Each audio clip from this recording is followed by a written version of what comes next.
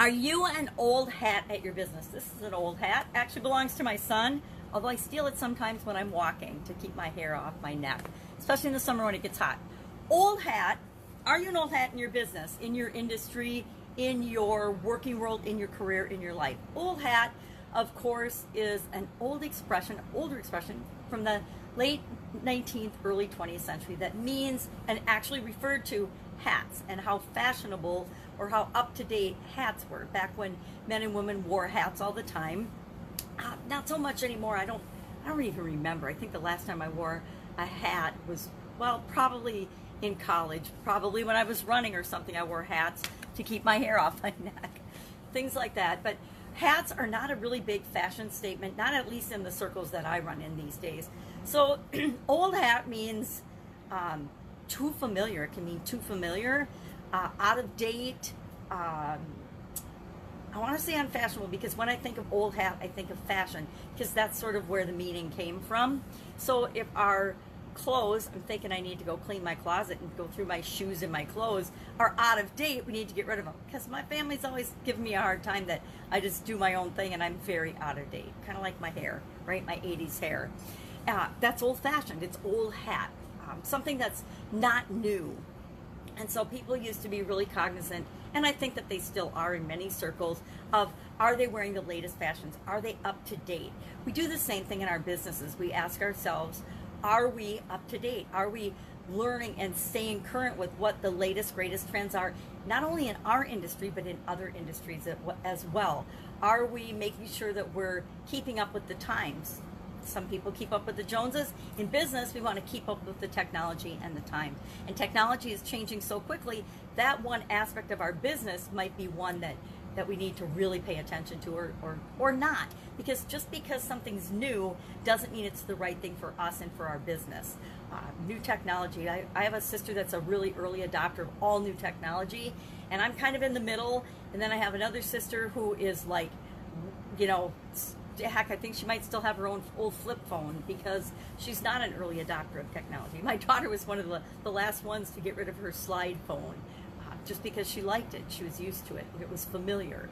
And sometimes things become familiar to the point of we're in a rut and we do them over and over again because we've always done them that way. That happens in our businesses very often, especially in older established businesses. In corporate America, I worked in some corporations that have been around for over 100 years, and they were still doing certain processes and procedures and using equipment and things that had, you know, been outdated for like 50 years, but it's just because they had always done it that way. And that is my definition of being in a rut. Doing something because you've always done it that way and never questioning whether there's a better way to do it. Now, I'm all about more efficient, more effective, faster, easier, less resources used ways of doing things. And so that always drove me nuts in corporate America. And in my own businesses, I wanted everybody to always have this continuous improvement and not always changing, but always evaluating and looking at the job that they were doing, the situation or the process or the procedure, and saying and noticing and looking for continually ways to do it better, ways to make sure that they were getting a better result. And if everybody does that, we built that into our culture of my Italian food manufacturing business. Everybody was always doing that, and we were always not just on an annual basis like in some of the corporations I'd worked for, but all the time, everybody was always looking for ways to do things better. And that made it possible for us to grow exponentially in little tiny increments. It didn't even feel like we were changing or growing that much because it was just built into our culture. So sometimes you can build things like that into your systems that become old hat, but we want to keep them because they're not too familiar, but they're habits that serve us. Now, I have been guilty of getting habits and turning them into kind of rituals and routines and not evaluating on a regular enough a basis whether they're still in my best interest or not. One such example that I just thought of this morning was my habit of walking. I love to walk outside and walk in nature every day. And for the last 10 years, without fail, almost every day. And I think I've probably missed, you know, I don't know how many days in 10 years, but not very many. Most days I get out. My exercise every day is to go for a walk. Now, I had a sudden cardiac arrest, so walking seemed like the best exercise for me 10 years ago when I started it. I guess it's only been nine some years.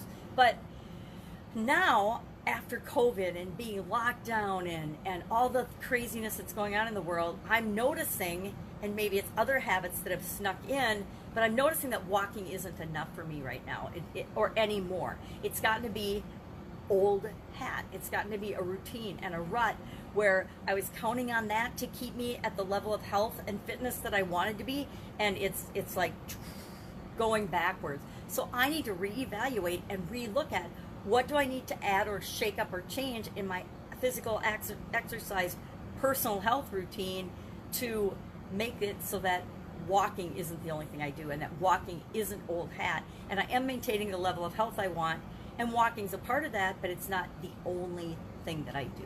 So we need to look at the things that have become automatic for us and reevaluate if they are still serving us.